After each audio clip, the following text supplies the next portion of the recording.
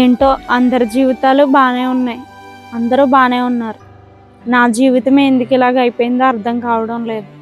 ఈ 2026లో అయినా నా జీవితం మారుతుందో లేదో. అసలు దేవునికి నేను గుర్తున్నానా? దేవుడు నన్ను మర్చిపోయాడా? ఏమైంది చెల్లి, అంత దిగులుగా కూర్చున్నావు? ఏం లేదక్క, నా లైఫ్లో సమాధానం అనేదే లేదు. నా ప్రార్థనకి జవాబే రావట్లేదు. దేవుడు నన్ను మర్చిపోయాడేమో, అందుకే నాకు జవాబు రావట్లేదు. సరే, నీకు ఒక విషయం చెప్తాను, విను. ఒక రైతు ఉన్నాడు, భూమిలో ఒక విత్తనం వేశాడు.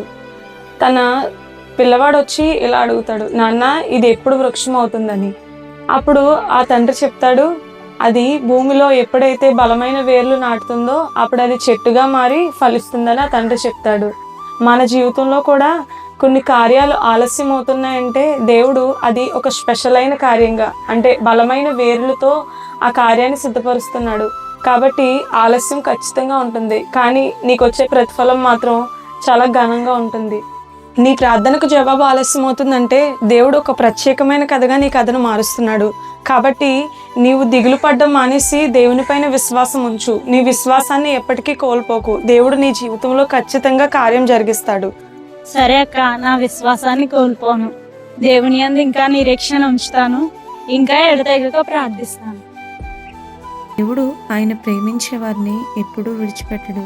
కాబట్టి ఈ వీడియో చూస్తున్న మీరు బలమైన కార్యం చేయడం కోసమే మీ జీవితంలో ఆలస్యం అవుతుంది.